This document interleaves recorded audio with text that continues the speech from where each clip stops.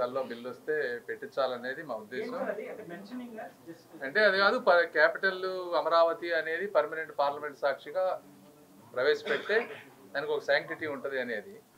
అది గౌరవ ముఖ్యమంత్రి గారు అమిత్ షా గారితో మాట్లాడారు లాస్ట్ టైం వచ్చినప్పుడు. హోమ్ అఫైర్స్లో ఫైల్ మూవ్ అవుతుంది, లీగల్ క్లియరెన్స్ అయిపోయింది. ఈసారి వస్తుందని అనుకుంటున్నాం, చూడాలి ఎంతవరకు.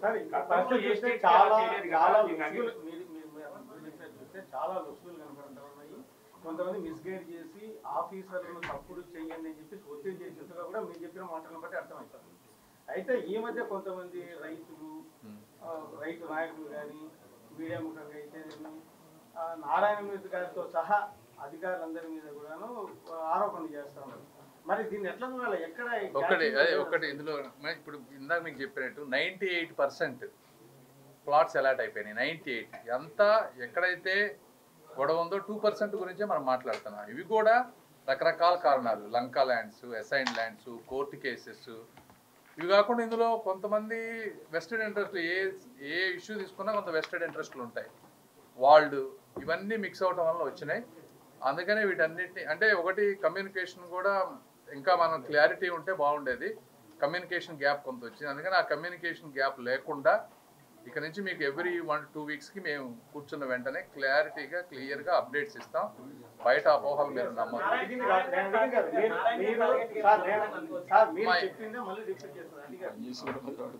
ఇప్పుడు సమస్య ఏంది?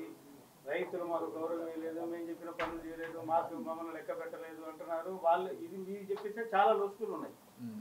అంటే తప్పులు చేసి అధికారులు జైలుకి పోతారు, తప్పులు చేయకోకుండా మీరు చూస్తున్నారు. అసలు కన్ఫ్యూజన్ గా ఉంది. ఎక్కడ పాస్ట్ గురించి తప్ప రైతులు చెప్పే ఆరోపణలు తప్ప ఎవరు తప్పని, రైతులు ఎప్పుడు తప్పు చెప్పరు. రైతులు తప్పని కాదు, క్లారిటీ ఆఫ్ కమ్యూనికేషన్. ఇప్పుడు సపోజ్ ఉందనుకోండి, విలేజెస్ 25 విలేజెస్ మనం డెవలప్ చేద్దాం అనుకున్నాం.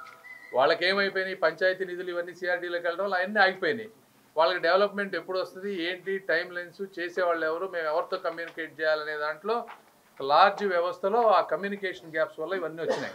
అందుకని ఈరోజు క్లియర్గా ఈరోజు ఏం చేసాం, రైతులను తీసుకుని కూర్చోబెట్టాం ఇక్కడ మీటింగ్లో, కాంట్రాక్టర్లను తీసుకొని వచ్చాం, ఎమ్మెల్యే గారిని తీసుకొచ్చాం, అన్ని వర్గాల వాళ్ళు కూర్చున్నారు. ఇందులో ఎక్కడ కన్ఫ్యూజన్, ఇక్కడ నుంచి మీకు కన్ఫ్యూజన్ ఉండదు, అందరికీ క్లియర్గా కమ్యూనికేట్ అయిపోతుంది ఏంటి అనేది. It is all about how we organise, how we communicate. అక్కడే ఎక్కడో కొద్దిగా లోపం జరిగింది తప్పించి ఇంకొకటి ఏంటంటే, ఒక్కొక్కసారి ఈ కమ్యూనికేషన్లో వాళ్ళు వచ్చినప్పుడు వాళ్ళు అడిగే కొన్ని ఉంటాయి, వీళ్ళు సాల్వ్ చేయలేరు, డైరెక్ట్గా చెప్పలేరు. ఒక్కోసారి అక్కడ కొద్దిగా వాళ్ళు అప్సెట్ అయ్యే అవకాశం ఉంటుంది. అవన్నీ కాకుండా సిస్టమేటిక్గా జేఏసీ వాళ్ళతోటి, రైతులతోటి కమిటీలు వేసి ఎమ్మెల్యేలు వీళ్ళందరినీ ఇన్వాల్వ్ చేస్తే 90% ప్రాబ్లం ఉండవు. ఆ విధంగా చేసుకుంటూ వెళ్తాం ముందు 98.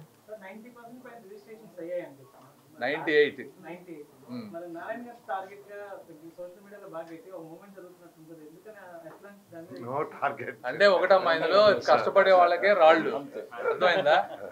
ఇప్పుడు చంద్రబాబు నాయుడు గారు 24 గంటలు కష్టపడతారు, అన్నీ ఆయన్ని అడుగుతారు. గత 5 సంవత్సరాల్లో రోడ్లు వేసారని ఎవరు అడగరు. ఎక్కడైనా అంతే. యాక్చువల్గా ఇప్పుడున్న వాళ్ళల్లో మ్యాక్సిమం పొద్దు నుంచి సాయంత్రం దాకా కష్టపడేది ఆయనే. వాస్తవంగా ఆయన ఒకటి మీరు గుర్తుపెట్టుకోవాల్సింది, నారాయణ గారు ఒకటి కష్టపడటమే కాదు, మోస్ట్ ఇంపార్టెంట్ ఒక పాజిటివ్ మైండ్ సెట్ ఉంది ఆయనకి. అంటే రైతులకు ఏదో విధంగా ఇది మనం సాల్వ్ చేయాలనే ఉన్నారు కొన్ని. కాకపోతే ఇవన్నీ నేను చెప్పిన కాంప్లికేషన్స్ ఏవైతే ఉన్నాయో వాటి వల్ల మిస్అండర్స్టాండింగ్ తప్పించి ఇందులో వాస్తవం లేదు. మీరు ఏదైనా ఉంటే వాస్తవం పాయింట్ వైజ్గా మీరు అడగండి, జనరలైజ్గా చేసి కాకుండా ఈ ఇష్యూ ఎందుకు అవ్వలేదని మీరు అడగండి, నేను చెప్తాను సొల్యూషన్ దానికి. ఇప్పుడు కరెక్ట్ మీరు చెప్పి మిస్టేక్ ఎక్కడ జరిగిందంటే, అంటే ఇప్పుడు ఇది సిఆర్డిఏ, ఎవరి పరిధిలో వాళ్ళు మా వర్కులు చేయాలి. ఎంపీగా మా బాధ్యతలు వేరుంటాయి, ఎమ్మెల్యేగా వారి బాధ్యతలు వేరుంటాయి.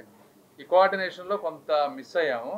కాకపోతే అంటే ఒకరి దాంట్లో ఒక స్టెప్ అవ్వకూడదు అనే ఉద్దేశంతో మేము ఎక్కడ ఇన్వాల్వ్ అవ్వలేదు. బట్ ఇప్పటి నుంచి అది రాంగ్గా వెళ్తుంది కాబట్టి we will take care of it from now onwards. Thank you అమ్మా.